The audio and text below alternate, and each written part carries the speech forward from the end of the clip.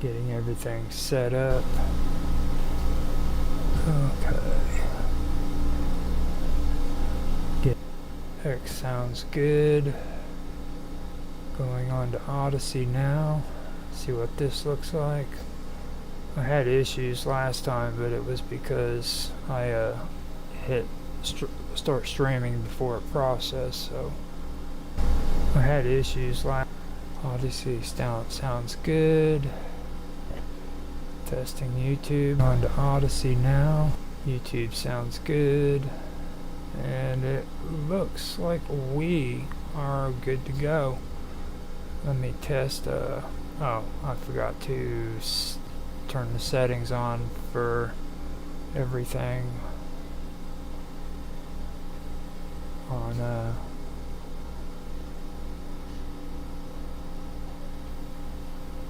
yeah, sorry about that, guys. Over on Twitch, I messed that all up. I can see.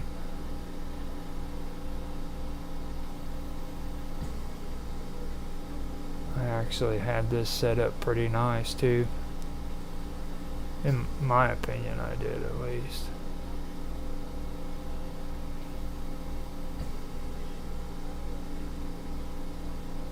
Actually, you know what?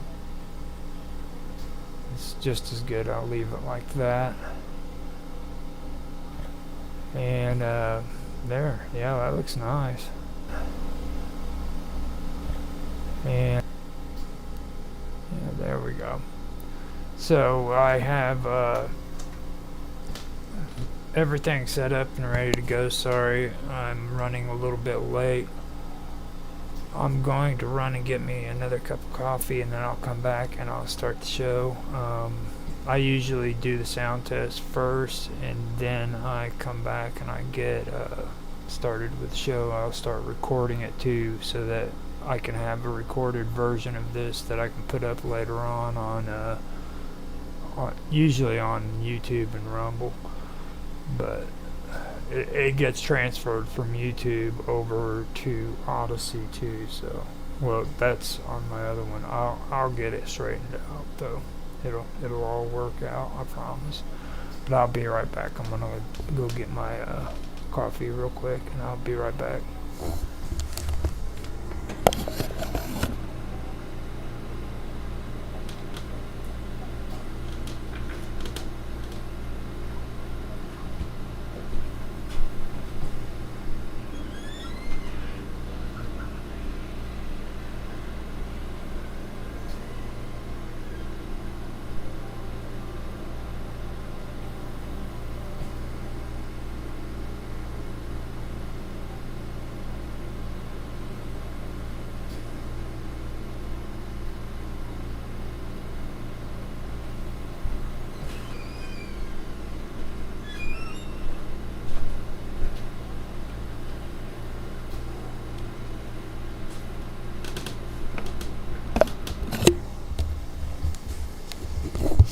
And again, I forgot to mute the mic, so sorry about that, guys.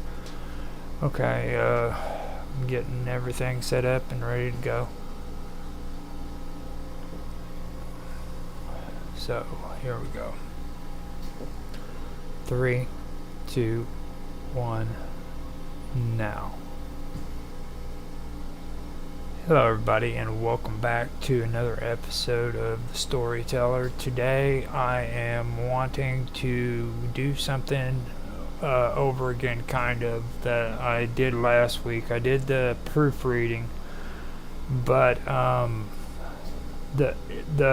wanted to read my first story, but I apparently should have read that first, which is a good thing that I didn't, because I really got a chance to look at what I needed to do. And like last year, I went through the plot and I went through the outline and everything.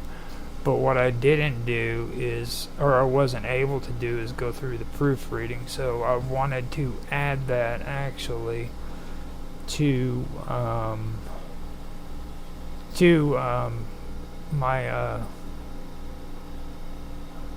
I wanted to add that to my segment now for this season to where I can actually go over some of the stuff when it comes to the proofreading and things of that nature. So let me come in here. I want to play around too with the text on here, because I have been doing some stuff when it comes to editing audio and video, and one thing that I really wanted to do was start using text more in my live stream and do kind of like PowerPoints and stuff. So right now I'm wanting to go over my proofreading, and that actually is something that I worked on, and I wish I would have done a better job at this week's for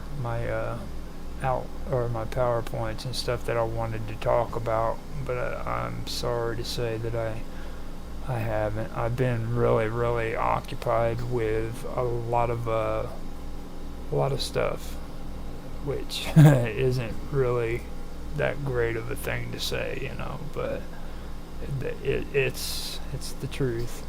So with that, I will get this started out real quick, and we will get started. I popped up the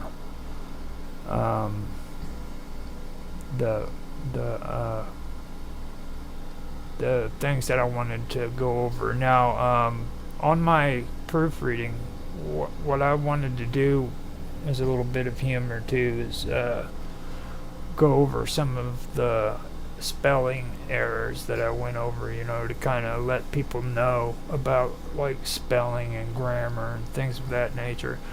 Now, before I start this, let me say something too about this. Now, my sponsor over in Evansville, Indiana, Robert Rayleigh, a local writer, he gave me some valuable advice about this topic when it comes to your grammar and your spelling and stuff like that. At first, whenever I first started talking to him about it, he would tell me, always work on your grammar, try to do better, because my grammar, if you haven't noticed, really sucks. But then later on he came back to me and he said that he ran it by his publisher, and his publisher said that don't focus too hard on the grammar. He's like, just write it down, because a lot of people who publish really actually enjoy the grammar. Now he also said, still work on it and everything and try to make your grammar better, but don't obsess over it. And the whole thing about the obsession part is something that I wanted to kind of mention too, because this is something that I have had an issue with later on with my writing. My obsession with grammar was later, but in the beginning, when I was young, when I was a teenager, I always wanted to nitpick about my my spelling and my punctuation. And later on, I found out that it is important to go through and work on your spelling and your punctuation and everything, but don't overdo it. And the reason why I say that is because I would spend so much time on my stories, writing them out and then going through and trying to edit them out with the punctuation and the grammar, that I got so obsessed with it. And I never really was able to finish a story, you know what I mean, because I was always obsessing over the punctuation and the spelling. And one thing that happened to me is I really got crazy with the punctuation. There was places where I was putting commas and commas where they really didn't belong, and I really could work on adding more punctuation in areas, but I was more obsessed with putting these commas into certain places where they didn't belong that I ended up really messing up on that. It's taken me a while to get back to my writing so that I could actually clean up some of the punctuation and the bad, putting them in places where they really don't belong, So what I'm getting at is what I'd learned was just write the story out. You know what I mean? Write the story out, and you have plenty of time after you write your story to go back through and do proper punctuation and do spell checks, and work on your grammar. And on a lot of the grammar too, don't worry about that too much, because like I said, a lot of people who are publishing stories, they actually enjoy different accents within the writing. So it is good to practice grammar and learn better words and things of that nature. Don't get me wrong. I do whenever I have the time to, but it's something that I did want to bring up and mention before I got started on this. So yeah, like I said, just out of fun, I want to go through and I want to mention some of the spelling errors that I had that I had to end up taking care of. Now, in my story, I read through it and I found splendor. I had to change it from splendor to with an ER at the end to an OR. I also misspelled crystals. I put a CHR in the beginning of it where it should have just been CRY. I also misspelled Deus. I spelled it Deus on accident. I usually spell Deus with an A before I, but this time I did it DIAS. Staring. Now this is a big mistake that I always make, like staring. I spelled it STAIR, and instead of it being STAR. The reason for it is like stairs. I don't know why, but I always, my brain does that automatically, so I have to always keep an eye on it and make sure that I don't do that stuff. Then I did deciphering wrong. I forgot to put the H in with the DICIPHERING. I forgot the H completely. Now, seductive, I ended up messing that one up too. I said, or actually, what it was is I went through and did context clarification. You know what I mean? I and stuff of that nature, like seduction is what the word actually was, so it ended up fitting better as seductive. I don't know. The word just didn't fit in place there. So now that's when I started doing the whole context clarification.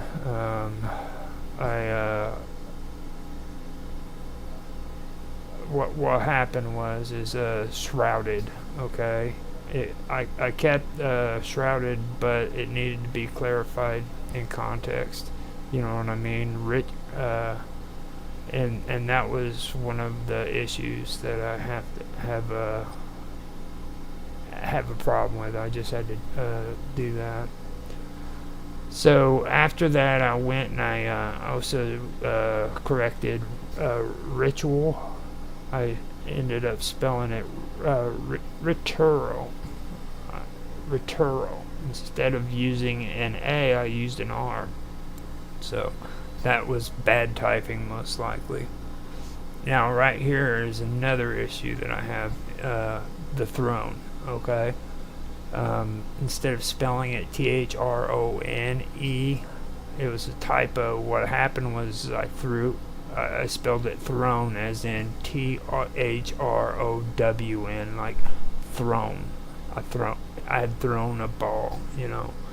And I do stuff like that all the time. So now another thing that I have issues with is words like this, intelligent. I ended up putting INTELLEGENT when it should really be INTELLIGENT. Where the E is, it should have been an I before the G. So existence, that was another thing. I put an A where the E should have been at the end. EXISTENCE.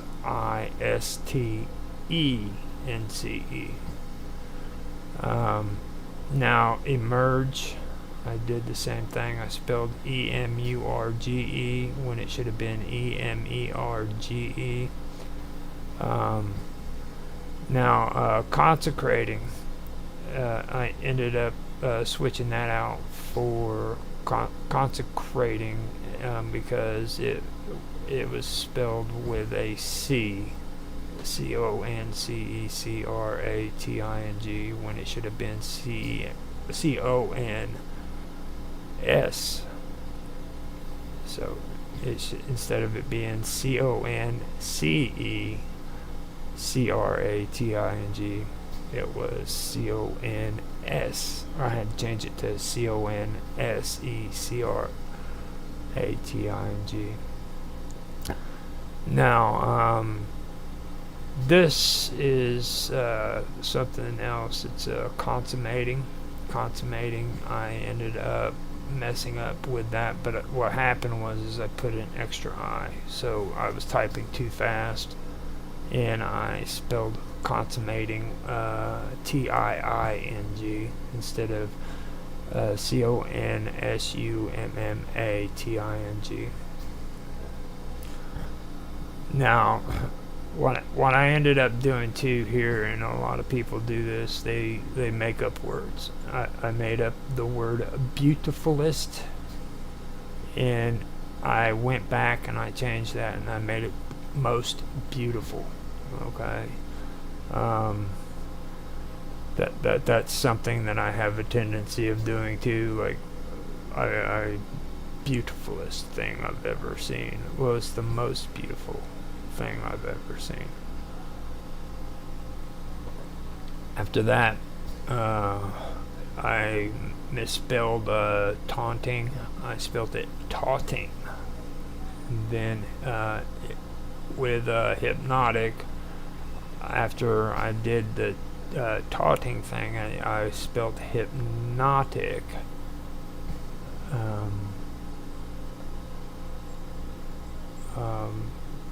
I can't see exactly on my list how.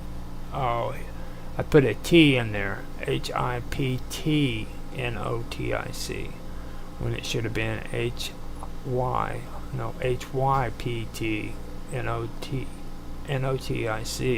when it should have been HYPNOTIC.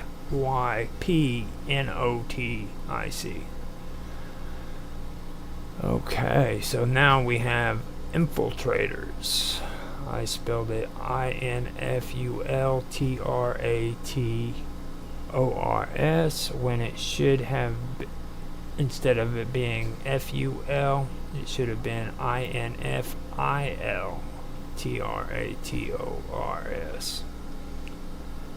And spread, I spelled SPRED instead of SPREAD, so I switched it to the SPREAD. Now again, guard, I did the same thing with guard that I did with Deus, and that was, I put the A in the wrong place. It should have been GUARD, and I spelled it GAURD. Now, this is a word I don't get to use very much, so I messed up. And sentinel is one that I spelled SENTIO or TINOL, and it's supposed to be spelled SENTINEL. Okay. So that had to be taken care of. Another thing too is the its. The its is something that I had to figure out, and I still have problems with it. It's just a bad habit that's hard to get rid of. Now there's its, like, and then there's it's, like it is.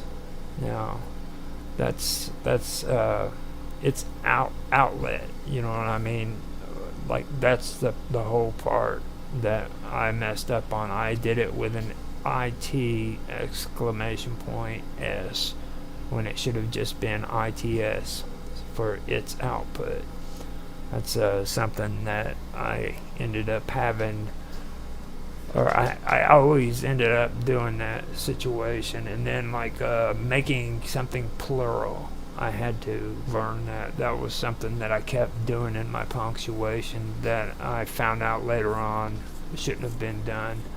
Like there's only certain times where you put an exclamation in when you're doing that stuff. So that was something that I had to learn, and that was later on when I was writing.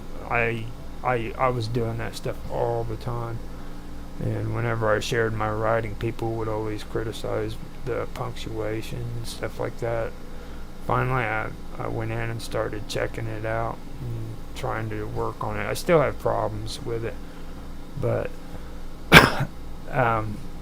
that's all the words that I had to check so far at that point. Now I had grammar and punctuation errors, the comma splices. Several sentences had comma splices where the semicolon or period was more appropriate, where a semicolon or period were more appropriate. Now, these are not the only lands of Lycia, though, is one of them. And what I ended up doing is replacing however, then the period or the comma. And I put, these are not the only lands of Lycia. So, however, comma, these are not the only lands of Lycia. And then another one is that are able to kill. And I switched that with capable of killing. So, that was a part of the story where lands that are able to kill. Instead of saying that, I switched it around to capable of killing. I also removed unnecessary commas and independent clauses and conjunctions and stuff of that nature. So up onto it, I switched to up to it, and then dais, and each side of this dais has steps. I switched that around to dais with a period, and then each side of this dais had steps. Then we go on to and civilizations abroad. I went ahead and switched that to and civilizations alike.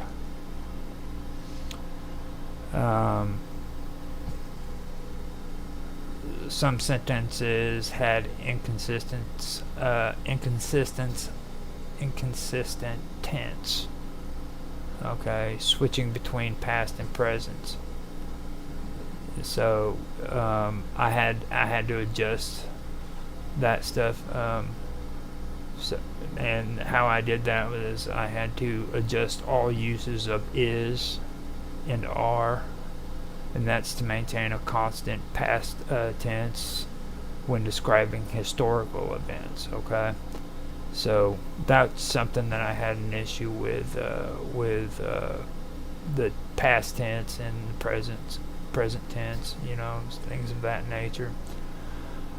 Now, when it comes to the syntax and flow, I had to rephrase long, complex sentences to improve readability.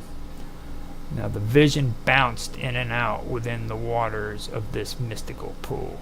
That's what I originally wrote. And I switched that to visions flicker in and out of the mystical pool's water. Okay. Then I also did eventually mistrust among the people with the whispers of draconian infiltrators. Influencing the imams. I went and I switched that to eventually whispers of draconian infiltrators influencing the imams bred mistrust among the people. You see, so I was having some issues there, and I went ahead and had to switch it around because of my grammar. Now, what I also did is I worked on my stylist improvement.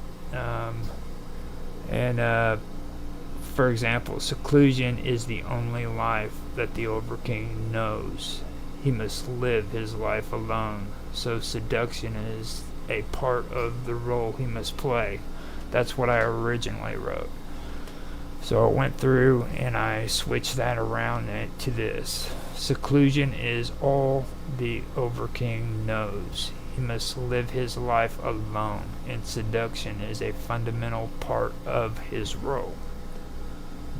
Whose society was ruled on now, and then after that I went to this one. It was whose society was ruled only by women and saw no value in men. I went ahead and I switched that to whose society was ruled by women alone and saw men as having no value. So that was what I did there. Now, then I had to work on clarification of concepts. Now, imams, okay, specified. I had to specify the role more clearly, okay. Then the sentinel guard. I also said his elite sentinel guard. That's what I ended up switching around.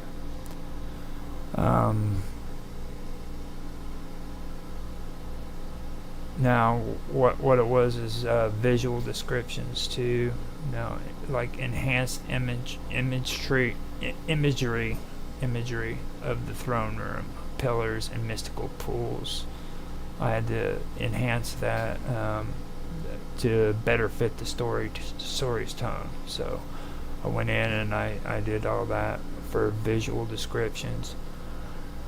Now, one thing about visual descriptions too that's very important, and I was really guilty about this, and I've seen this a few times in a couple of other people's writings, and I'm trying to get away from it myself, but don't be too descriptive, you know what I mean? If people want more description in the stories you tell, like publishers or something like that, then fine, put a little more description in it, but don't overdo that. I was the same way with being over descriptive in my stories, like I was with my punctuation and stuff like that. Like I thought I had to describe everything. You know, he went into the room and then describe everything in the room, and then freaking he opened the door and Joe Blow was on the other side and he was dressed, you know, and just everything was really, really descriptive. And here recently, actually, I learned I thought somebody had shared something with me that I found pretty interesting, and they said when you try to be over descriptive on things, what you're actually doing is you're taking away the reader's opportunity to actually have imagine the story for himself, you know what I'm saying?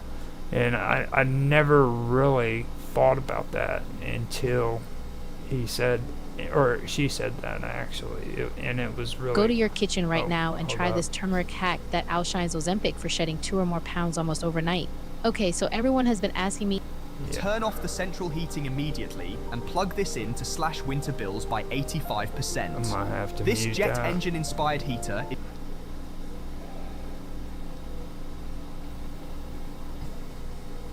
yeah, I ended up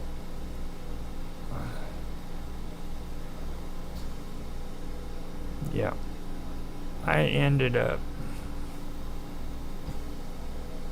having an advertisement popping up on there, so I went ahead and muted the desktop so that that wasn't happening again. I couldn't believe that was taking place, so I apologize. What it was is I wanted to go on to Rumble and check everything out, and I didn't realize that it had been there, so oh man, I forgot to hit create broadcast too on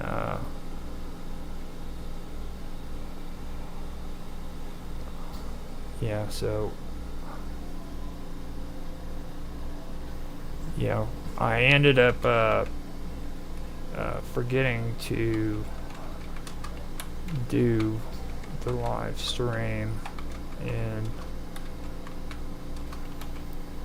on YouTube or on a freaking X as well. Sorry about that, guys. So I got that straightened out. Let me make sure. Yeah, it's good to go. I apologize. I do have the entire episode though, so it is recording now as we go, so I apologize for that for anybody. I also posted it on my stream. Doesn't look like anybody's watching anyhow, so it's all right. We got this under control. It says I have one viewer on Twitch and on Odyssey, but that's probably because I'm watching it, so it's all good.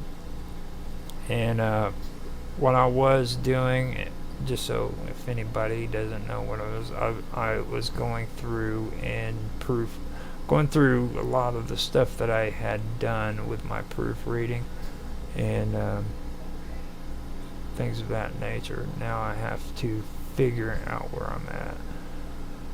Okay, so what it was is I finally got down here to visual descriptions, and I was talking about visual descriptions and being too descriptive when it comes to describing areas within a story. Like, don't focus so much time and effort on being really, really descriptive over stuff, because it's really not a good idea. And what I was saying was, is somebody I had heard say this a little while back actually made sense. Whenever I'm being too descriptive in a story, I'm preventing the reader from actually being able to use their imagination. So when that kind of opened me up to a lot of things. It's okay to be descriptive about the stuff, but don't overdo it, because you're taking away from your readers when you're doing it.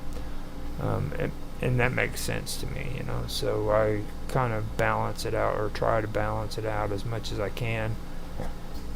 Here with these stories, it's really interesting too, because like I said in the first one, I've never really tried to make a short story, and then on top of that, trying to make a short story with a plot. Those are two things that I have never done. Even in my long stories, I've never really tried to work on making a plotted story with a moral and all that. So it's interesting how it's all working out. And yeah, after that, I guess the best thing for me to do is go on to my inconsistencies. Now, I had to modify the sequence of events, more Zuthra interactions with Priest, ensuring action aligns logically. You know what I mean? I had to clarify Obtu's capture to highlight how it can coincide with the internal betrayal with Tiana. So I had to do things of that nature. And from there, I went through and I did that, and I had more spelling corrections. I found, like I said, controlled, and I switched it to controlled. I switched the word guard to from GAURD to GUARD, and that's what I was talking about before. Is I keep messing up on the A and the U. I put them in the wrong place, and I've had a habit of doing that, you know. And here's another thing too that I always have, like whose. The word whose. I always spell it WHOS when I'm supposed to put an E at the end of it. And that is something that I have noticed as a big issue when it comes to that. Also, Cistercian, whenever it comes to writing names of, a noun, basically. Like a Cistercian is actually something that should have been capitalized, and I didn't capitalize it, so I had to go back and do that. Now, with the grammar and punctuation, I made some changes. Soma had the ability. I removed the comma after Soma, and that was because it incorrectly separated the subject and verb, you know. So the sentence was revised to Soma had the ability, for clarity, so, if that made any sense to you. Okay, so after that, there was another one. It was merchants, but he also had control of imams as well. I went ahead and removed the unnecessary comma after but, and changed the sentence to merchants, but he also had control of imams as well. That was for correct punctuation and flow. After that, the next part that I did was most of the merchants were controlled by Soma, but not all of them. The ones who actually aren't controlled by the drugs and still traded with Op2 did it out of pure greed. Now, what I did is I corrected controlled. I spelled it CONTROLED, and I switched that to CONTROLLED. So I also removed the comma after ob2 since it incorrectly separated the clause, and still traded with op2 did it out of pure greed, so it didn't need to be there. So moving on, I also had a problem with as time went on, op2 was finally captured. Not in time though, the damage was already done. Now I split that into two sentences for clarity. As time went on, op2 was finally captured with a period. However, it was too late. The damage was already done. So after that, later, I also had close supervision by Zuthra's faithful sentinel guard within the lower levels of the Divine Palace. I removed the unnecessary comma before within to make it close supervision of Zuthra's faithful sentinel guard within the lower levels of the Divine Palace.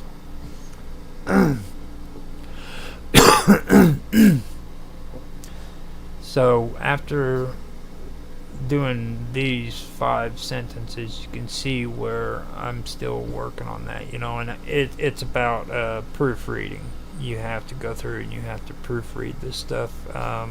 There's insane amounts of mistakes that I made on this thing, and I didn't realize it until last week when I actually tried to read the first draft. Also, there's something that was suggested to me helpful. After you do your first draft, take a break from it, step back, let it sit, breathe, come back maybe 3 to 6 months or even a year later and read it and see what you think of it, because you'll see things that you didn't see when you first did it. So, and that's what I really enjoyed about this, was I was actually able to do it. I went through and I proofread this, and now I'm coming back to do it again. After I do this too, there's something else that I want to mention that's very important. When I actually do this, I have a tendency of also going on and finding a narrator. And I'm not talking about artificial, the AI stuff. I'm talking about go out and look for a real narrator. You can find them on the read alouds in your browser. I used to use a reader through Microsoft, but Notebooks is what it was, and it's perfectly fine too for the purposes that I'm talking about here. I'm not talking about putting it on the internet with the narration. What I'm talking about is actually listening to the words being played back to you. Now, when I started doing that, that really helped me. I'm listening to the words and I'm hearing if it sounds natural, if it sounds like a actual natural conversation taking place. You know what I mean? And it really did help me out. It helped me out quite a bit.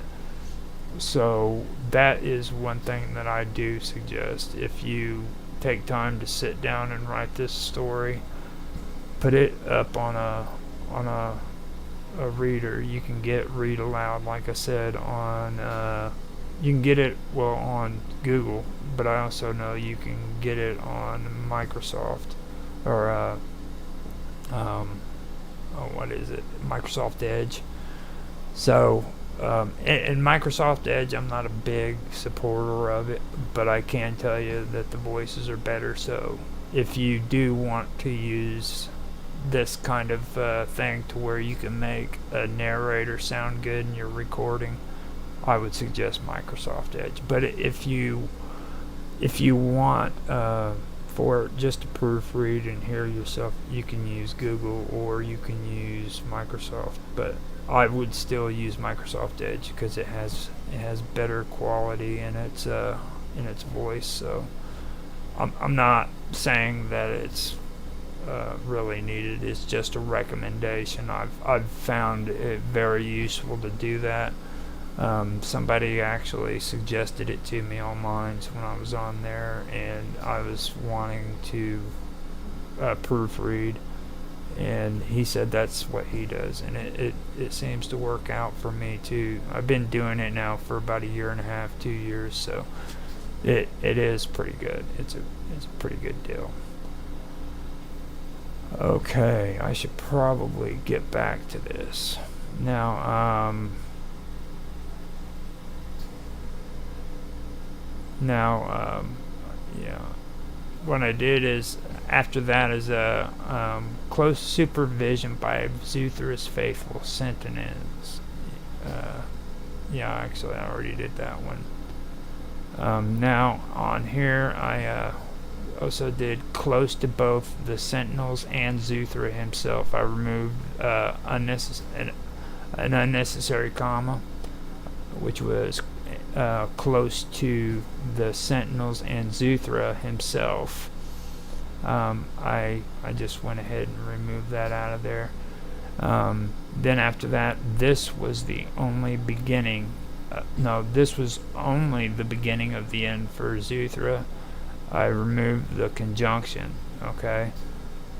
But as I mentioned before, to that's the one I did. I removed the conjunction, but as I mentioned before, yeah, and then I did that to improve the flow. It made it a more direct statement. So this was only the beginning of the end for Zuthra, is what it ended up coming out sounding like. So after that, we go to, she didn't really have much for a future on the planet of Lucius, where she came from. I changed the preposition for to of for clarity, and it then said she didn't really have much of a future on the planet of Lucius, where she came from. Moving on to the next one, it was marriage wasn't that big of a deal for her. The hunt was of more importance. I split that into 2 sentences for clarity. Marriage wasn't a priority to her, period. The hunt was far more important, period. Moving on to the next one, it was, these 2 wives loved the idea of being queen to a certain extent, considering one was a huntress and the other was a Cistercian maiden. Now, I removed the comma before and the other for correct coordination. Okay, so considering one was a huntress and the other was a Cistercian. Okay, so basically what I did is remove the comma before and the other, and so that I can make a correct coordination. So it went removed and the other, considering one was the huntress and the other was a Cistercian maiden, so it just went right straight through it. So those are the kind of things that I ended up having to do on there, and that is tons of them. I ended up going through, and I believe, right here, I ended up doing 21 of them, and I kept notes of them so that I could actually put some of them on there. I don't want to go through all 21 of them. We've been on here for roughly 43 minutes, so right now I want to do a summary of changes, the things that I did, correct spelling and errors and stuff of that nature. And I fixed punctuation issues, such as misplaced commas and unnecessary breaks. I enhanced sentence flow by splitting overly complex sentences and adjusting word choice. And then I clarified sentence structure for better readability and logical progression. So I do have tons of things that on my spelling that I had to correct and everything. I ended up going even farther into the story, and I had to go through, and I found 14 more during the next time that I was proofreading further on that were misspelled. And with grammar, from the point that I just pointed out, when I started again, I went through and I found, let me see how far down this goes, because I believe it was even more than what it was before. 21 was the first round, and by the time I was done with my my grammar and stuff, it came to 32 corrections that I had to say, and then the 32nd one, I'll read that one. It says, many cycles had passed and he is still bound. I corrected that to many cycles have passed and he remains bound. That's for improved phrasing. Now, punctuation adjustments. I added commas where needed for clarity. I also removed excess commas again for smoother reading. Corrected semicolons and period placement for better sentence structures. And like I said in the beginning, and people I know on Twitch didn't hear this, and probably some other places too, but that was one of my biggest problems, was punctuation, and doing punctuation adjustments is very important.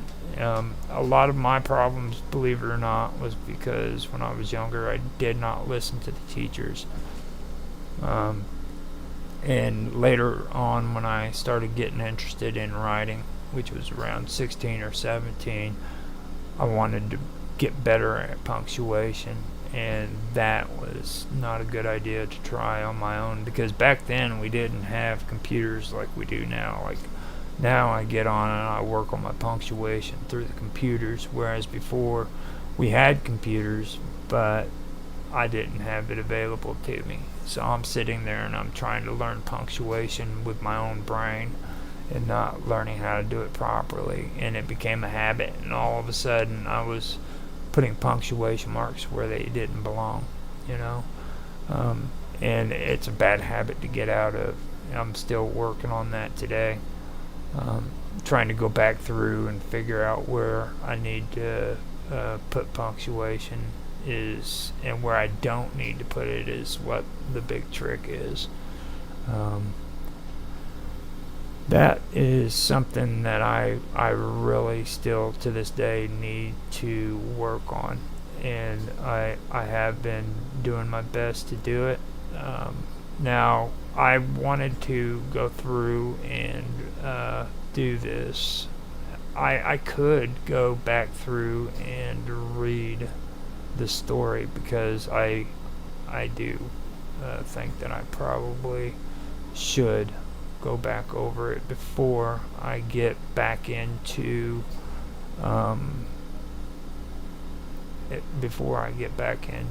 doing it, because I'm at like 1 hour, or not 1 hour, I'm at 47 minutes.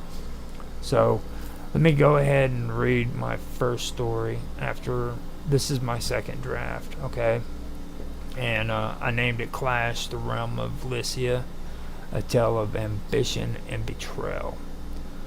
So here it goes. Within the land of a far-off realm, Lycia is a kingdom that spans 3 spheres of the known planes. Its streets shimmer with jeweled splendor and golden sunshine. However, these are not the only territories under its dominion. Diverse environments, cultures, and civilizations thrive within Lycia, spread across different planes of existence. There are harsh lands filled with primal forces and wild beasts, jungles that reach up to the heavens and swallow wanderers whole, and planets so unforgiving that even the ground itself can kill. As the center of the at the center of a grand divine palace, a majestic throne rests upon a raised dais. The platform rises about 2 feet above the floor, with steps leading up from each side. The entire throne room is constructed from translucent crystals, creating an ethereal brightness filled with reflections. Towering pillars stretch to a ceiling so high it almost vanishes from view. It is whispered that these pillars never actually reach the ceiling, adding to the mysteries that pervade the chamber. They emit a mystical blue aura, casting reflections that dance like flames.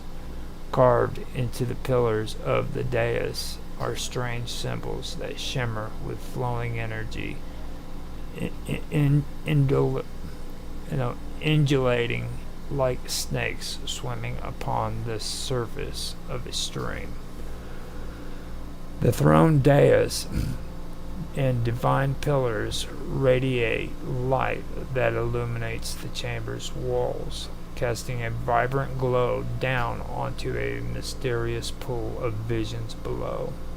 Ethereal images flicker in and out of the water's surface, and a blue mist hangs over the pool as if it were boiling at low temperatures. Yet the water is not cold.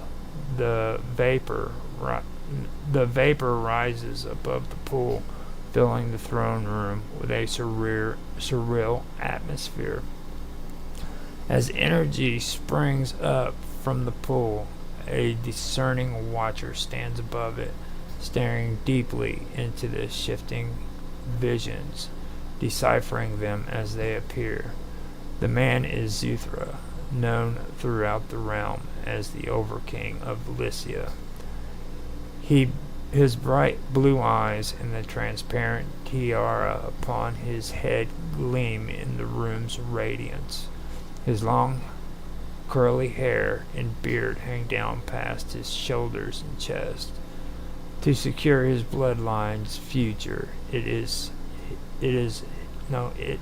his most sacred responsibility, even above the duties of ruling as Overking. Seclusion is all Zuthra knows. He lives alone, for seduction is a necessary part of his role. Raising his arms, energy from the pool floods into him, and he closes his eyes as visions of the past flash through his mind. The pillars begin to glow as priests in shrouded cloaks gather around him. Zuthra places his hands into the mystical waters and opens his eyes, raising his arms once more. The priests join hands, forming a circle around the pool. The memories transfer between them like a conduit, channeling energy from its source to its outlet.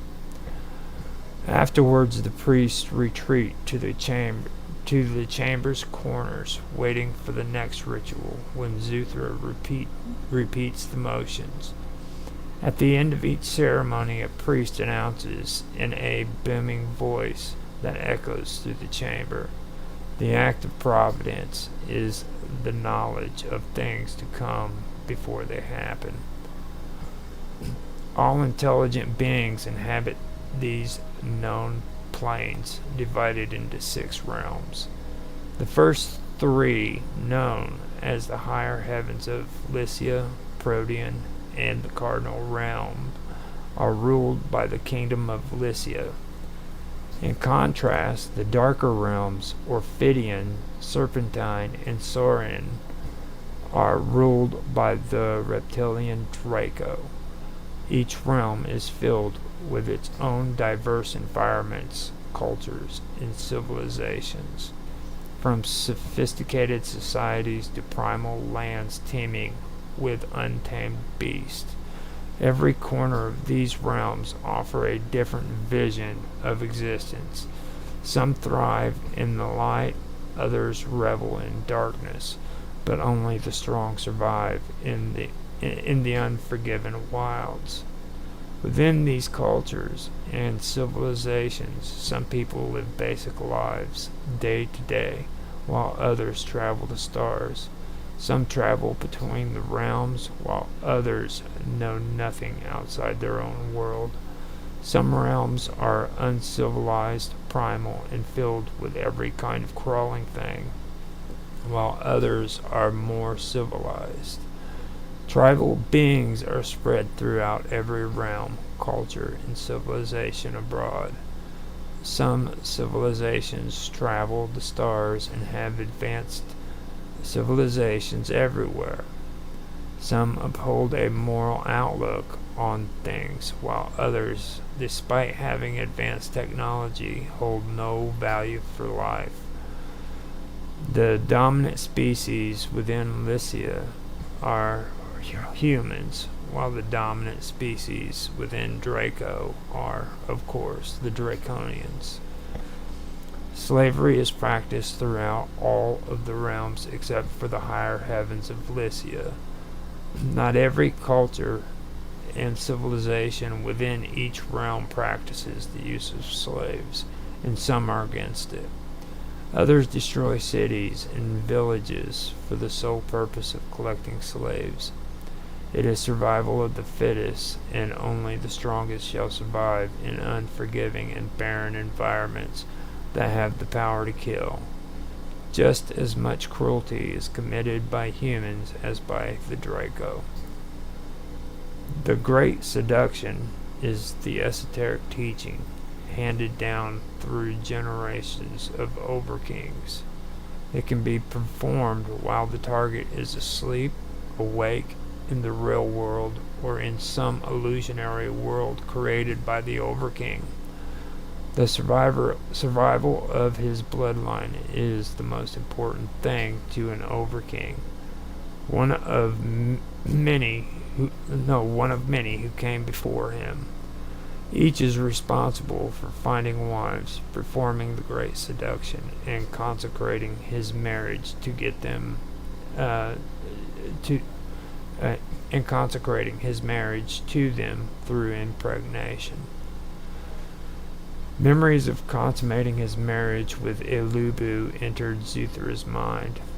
He would watch her through the pool of visions and thought she was the most beautiful creature he had ever seen. His desire to have her overtook him, and he committed the great seduction, making her his wife. Zuthra waited until she fell asleep and visited her in a dream. Ilubu was from the planet of Proteon on an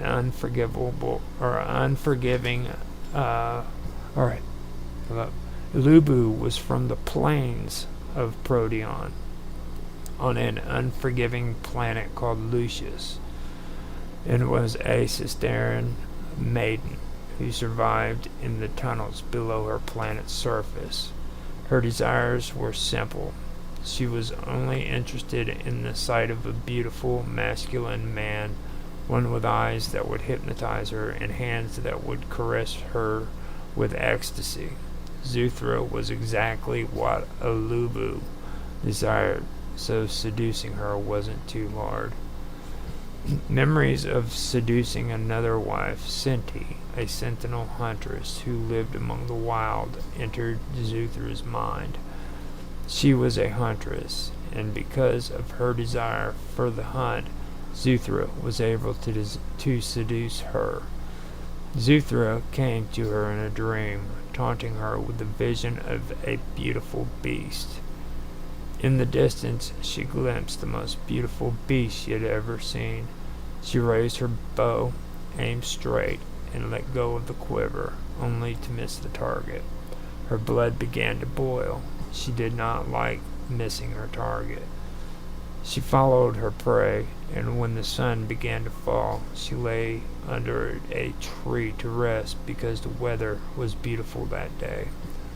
She was tempted by a dream that Zuthra implanted within her mind, and finally she was impregnated by Zuthra, and through consummation she became his wife.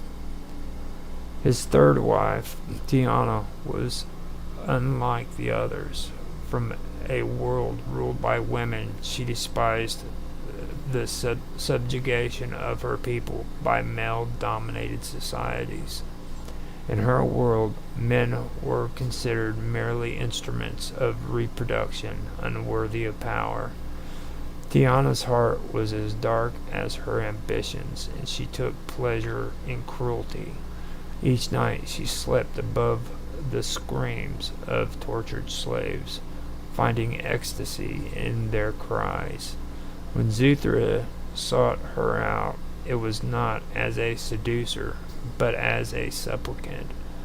She disguised herself as a broken slave, offering himself to her fury. She tortured him in her dreams, and in her bloodlust she succumbed to the seduction. The union was twisted, a bond forged in pain and lust. Yet despite becoming a queen, Tiana never bowed to Zuthra's will. Instead, she harbored a deep-seated hatred for him, vowing to one day see him undone. But Zuthra's kingdom was not without its enemies.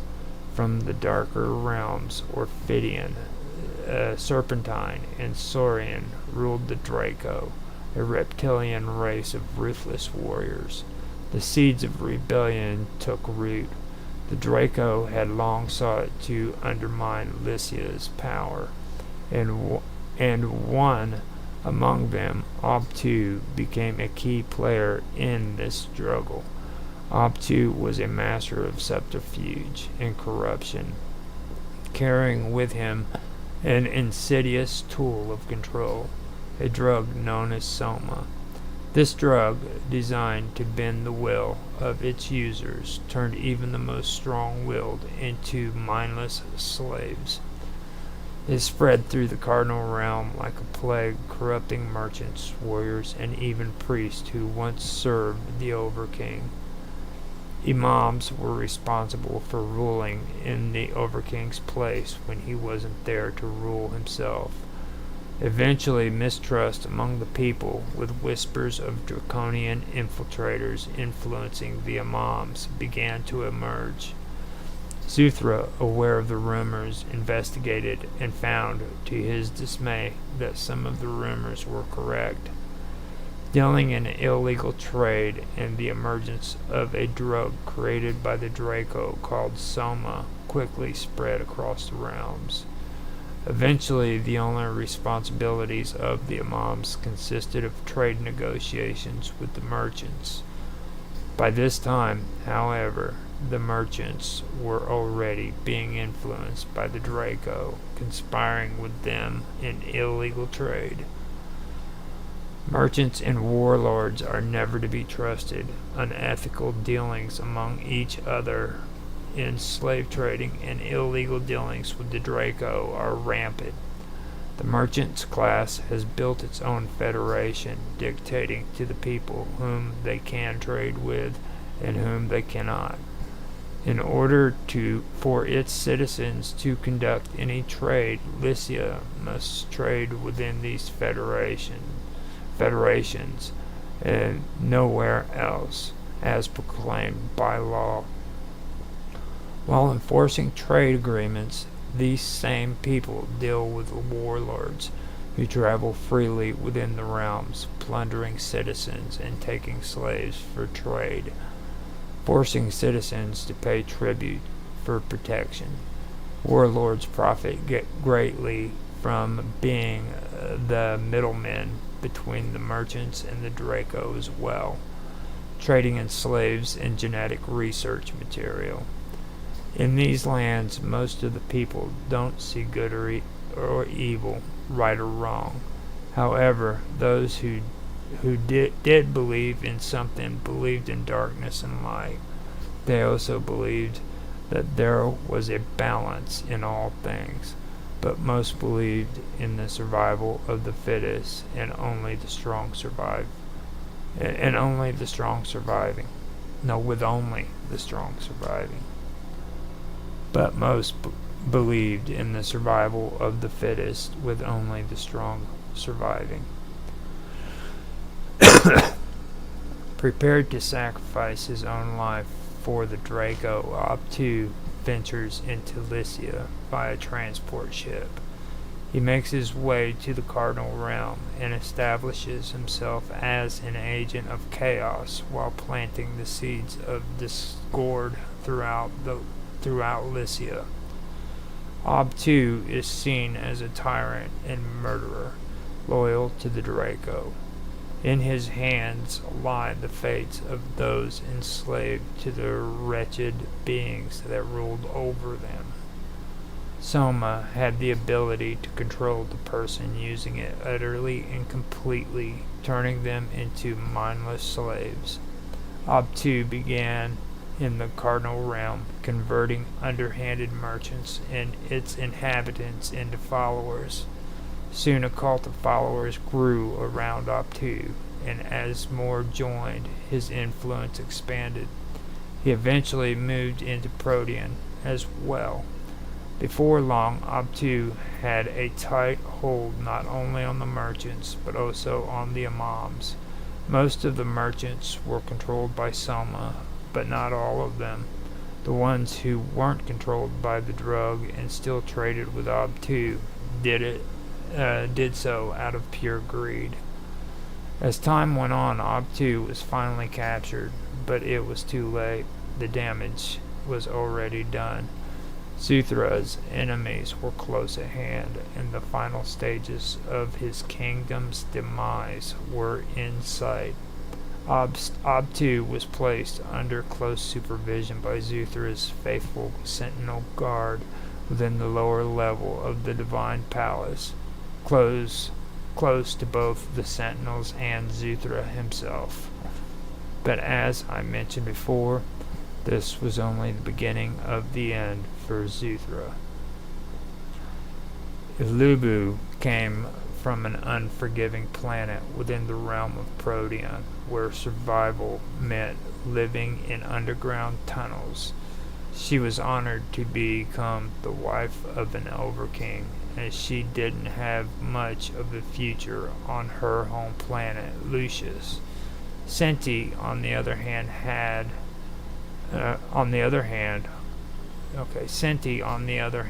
was a beautiful blonde huntress desired by every man who encountered her. Marriage wasn't a priority to her. The hunt was far more important. Besides, her people served as the honored guard of the Overking, so becoming the wife of an Overking seemed only logical to her. These two wives loved the idea of being queen to a certain extent, considering one was a huntress and the other was a Cistercian maiden. Tiana, however, came from a harsh world where society was ruled only by women and men were seen as having no value beyond reproduction. On her world, men were regarded as little more than a subspecies, so becoming queen infuriated her. She vowed vengeance on Zuthra for what he had done, swearing to herself that she would be avenged for the treachery inflicted upon her. As Obtu was taken into custody, Zuthra had no idea that Obtu and Tiana had allied against him. A moment of clarity came to Zuthra when the reality of his wife's betrayal came to light. Tiana was in league with Obtu and his cult of followers, prepared to move against Zuthra in an all-out assault for the throne of Lycia. The Imams had been divided, those who remained loyal to the Overking and those who betrayed him. These were the self-proclaimed satraps, now working hand-in-hand with Tiana, Obtu, and the Dracon. Merchants and warlords followed the assault of Lycia as well. The Imams who stayed loyal to Zuthra gathered their forces and quickly fortified the Overking's divine palace. Obtu was subdued at this time and taken to the divine palace, where he was placed within the lower levels. The news of the uprising spread swiftly, and there wasn't much time to act. Not all of the sentinels and imams were able to rally in time. For some, it was too late, as Tiana and her forces had finally gathered and were ready to move on Zuthra and his defenders. Soon mighty cities within Lycia began to fall one after another, Fires raged as flames fell from the sky during the assault. With help from the Draconians, the final attack and destruction of Lycia were swift. Warlords, merchant ships, satraps, and Tiana moved quickly through the empire, encountering little resistance. Armed by the Draconians with battle cruisers, Tiana moved through the barriers between each plane with ease. As she did, Tiana and her forces destroyed everything in their path. No one could have guessed the amount of guilt and shame that Zuthra felt in those final hours as the enemy forces and his wife closed in for the final blow. With the death of so many of his people, everything must have seemed lost for Zuthra. Now only crumbling remnants of those great cities remain, but there is a twist to the story. The closer the Imams are to Zuthra, the more powerful they become, sitting in the divine throne room with him. They devise a plan that Zuthra is forced to accept. With the sentinels who protect Zuthra, the palace, and the higher heavens of Lycia, the Imams transport them into a separate plane of existence, created specifically for the higher heavens of Lycia, the palace, and the divine throne room. Zuthra is protected by the barrier created between this plane and the others. Yet there was another twist to this solution. Ob-Tu, held prisoner in the lower levels of the divine power palace, was transported to this plane as well. Through vision, Zuthra sees his people gathered up by the Draconians like a herd of animals. They are used as food and for genetic research conducted by the Draco, who truly hold power over what was once Zuthra's empire. He grieves for his people, tears falling from his eyes into the pool of visions below. Shame and guilt overshadow his self-pity as these visions enter Zuthra's mind. He covers his eyes and screams in anguish for the lives lost. Tears fell from Zuthra's face as he pulled his hands away from it. The scene around him had changed. The Imams were toiling as they did before, and the divine throne room was as it was before the attacks began, with the divine pool of visions below his feet. Zuthra soon realized that he had just experienced a vision, and all the things he had seen had not yet happened. Zuthra knew that these were visions of the future. He had seen visions of the future before and was familiar with the emotions he was experiencing at that moment. He not only knew that the events he saw were going to happen, but he also knew they would happen soon. Out of nowhere, familiar words from a nearby imam filled the room. The act of providence is knowing things to come before they happen. Sentinels were given the order: evacuate the terrorist capital of the Divine and the Divine Palace at once. Zuthra also ordered all major cities on all planets within the realms to evacuate.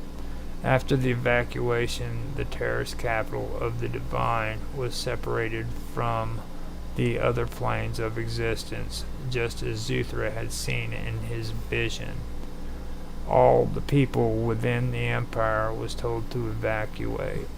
Fleeing in a mass exodus, the citizens of Lycia were scattered in all directions within the realms of existence. Forgotten, Ob-Tu was now a prisoner in the lower levels of the Divine Palace, sent into the same plane of existence as Zuthra, who remained in the Divine Throne Room, while Ob-Tu was imprisoned in the lower levels of the Divine Palace. Merchants loyal to Zuthra assisted in the evacuation of Lycia, offering passage aboard their ships. The deceived followers of the Draco remained behind, waiting for their master's arrival. Zuthra made quick plans for the destination of his people, allowing them to flee to far-off places on the boundary of the known realms of existence, hidden away from the draconian forces as well as possible. Places were eventually established where Zuthra's people could resettle and start their new lives. Routes of escape were kept open so that stragglers could someday find their way back to the people who had resettled in these far-off places. Interstellar battleships were en route to Lycia as the invasion began. As they fell out of hyperspace, however, they were intercepted by the Draconian fleet, which had arrived first. Quickly, they were destroyed as Draco forces began to bombard the planet of Lycia below. Thankfully, the cargo vessels full of refugees had already left on their way to safety in far-off destinations unknown. Zuthra remained within the Divine Palace and throne room, separated from his people, separated from all the other planes of existence, and waiting for the day when he will be able to return to Lycia and take back what is rightfully his. The cities of the Lycian Empire lay in waste, though treacherous satraps remained behind to rule. Followers of the Draco stayed behind too, as the Draconians quickly seized power, placing Tiana on the throne and making her their puppet while they spun their sinister deeds. The Draconians had no desire to eradicate the human race. Quite the opposite. They wanted to enslave them.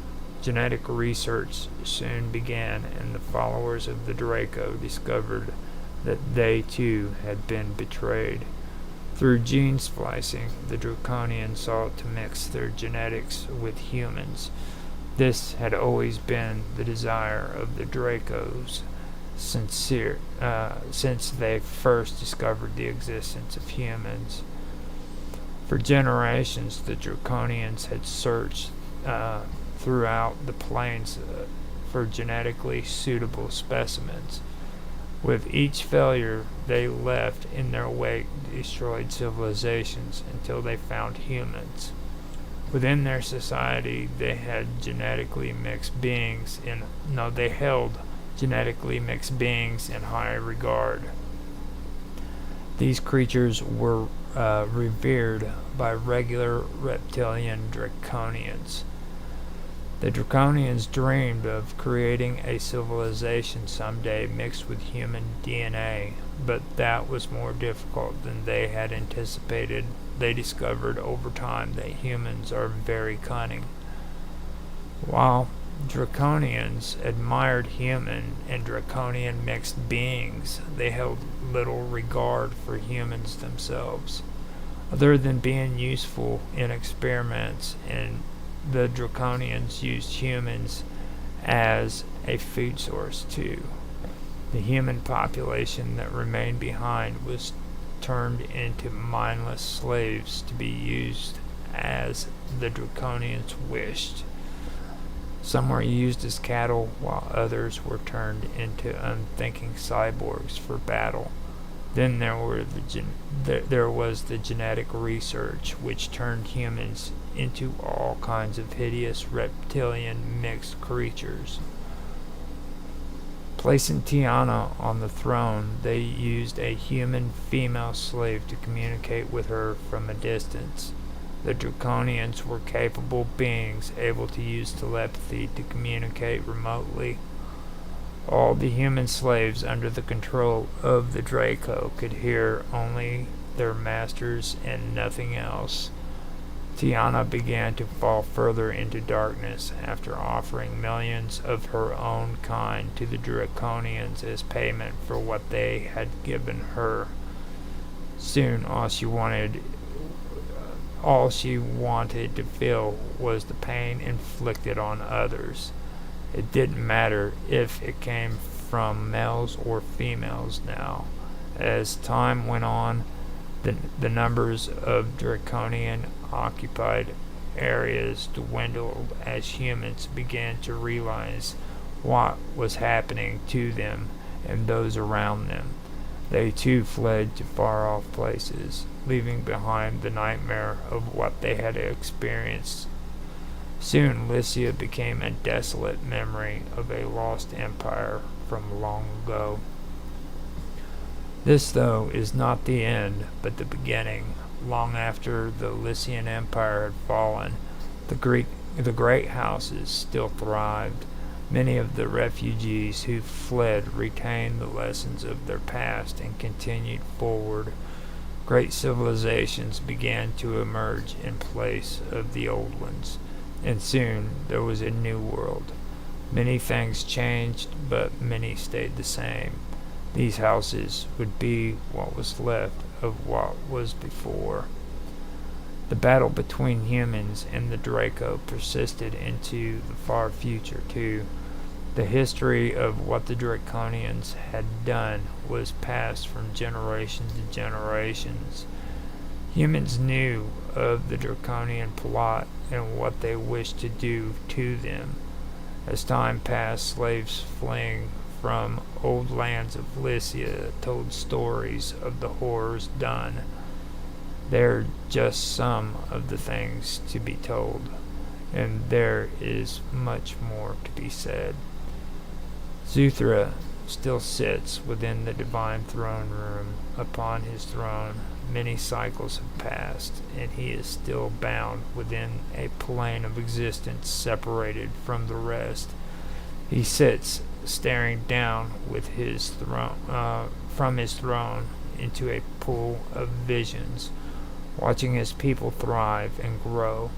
He sees the pain, the agony, and the defeat that his people have endured, and still he sits, watching, and waits for his moment to claim what is rightfully his. Man, I thought my throat was gonna frickin' explode from that. that was some seriously long read. It's better than what it was. I mean, I do have to say that was a whole lot better. Let me see how much time I've done here. Yeah, I'm up to an hour and 22 minutes. Now that was my proofreading. I am going to finish up with this, and what I'm going to do is I'm just going to start out with my open image to my next short story. This is the second draft to my first story, which I thought should have been done first, and it's a good idea to do that because I didn't think I would have a chance to actually do something that cool, which I think it would be really nice if people could actually, talk about proofreading and stuff of that nature. So I'm always, well, for me it seemed like it was a good idea, you know what I mean? So I don't know how good it is of an idea, but I figured I would do it. I'm always one of those people that do stuff like that. So like I said, that was me proofreading the first short story to this series. Now I'm going to come in and I will be doing the opening image, the setup, the catalyst, and then break into two in the finale for my next short story, and that one's going to be called The Descent of Tiana. And like I said in the last stream that I did, I'm doing that instead of doing what I originally wanted last year, is to go from Zuthra to the Draconians. Instead I'm going to focus on Tiana and her descent, and then and go from there into the Dracon, or the Dracons, or the Draco, or I'm going to use those words interchangeably. But I think it'll give more to the story, so I am going to do it that way. And that is basically all I've got now. I can wait and get rid of 15 seconds so that I can actually have an hour and a half of recording. But actually, it's only an hour and 25 in the recording. It'd be an hour and a half of the live stream. So if you guys enjoyed this, or if you have any feedback on your writing, the way I've done things on this video, whatever, feel free to tell me about it. I'd love to hear your feedback, especially when it comes to this, because it's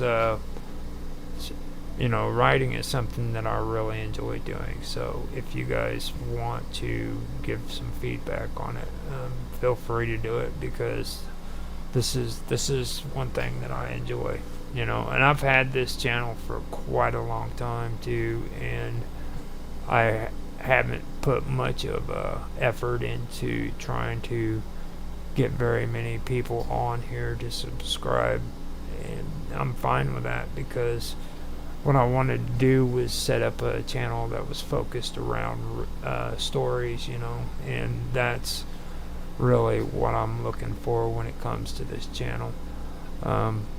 I've been posting up some stories that other people have done. Like right now, I'm also posting narrations of the Odyssey up. I have a story that I'm doing as well called the Wall House Curse, I believe is what it's called, and it's actually, let me see, it's called the Wall House Curse, and that is a story that that was written by John G on minds.com. He is, I always forget the name or his last name, but I can pull that up real quick. It's John Giffen, I believe it is, and I've made it up to chapter 8, I believe, of his story. And I've got the narration set up and ready to go. So all I've got to do, basically, I don't know for sure how many chapters are left. I know that I've got a lot that I need to get through there, so it all matters on what it's called. His name is Geffield, John Geffield, and he came out with this story, and he has a lot more of them that are available. If you want to check them out, you can check them out on Goodreads. He has this story, the Wall House Curse, as well as many other stories that you can find on there. Now, besides that one, I'm also doing another story that I'm working on. It's the Echo of the Stars. That is, to me, that's a really, really cool story. You should check that out as well. Let me find out if I've actually covered an hour and a half. Yeah, I'm really trying to hit hard for it on that hour and a half. But yeah, I have a story that's on there called the Echo in the Stars, and it's just a bunch of short stories that go together. And then after that, I will be moving on to another series called The Shadows of Mesopotamia, and that's coming up here soon too as well. What I'm wanting to do is I'm wanting to get 12 short stories altogether before the end of the year. I'll be stopping everything at least by the end of December. That's when the Storyteller is going to take its break for the year, and I'll move on to another channel that I have. So, and this is my time to do the Storyteller. And I'm also starting up Earth again. I haven't done that one in a long time, so it's time for me to step up and start doing some stuff on that channel and getting it going. So that's basically all there is. I'm at an hour and a half, and I think I'm done. I think I did a good job there. The next time I come on, I will start working on the second story, start breaking it down for you. So I will talk to you guys later. I hope you enjoyed, and good night.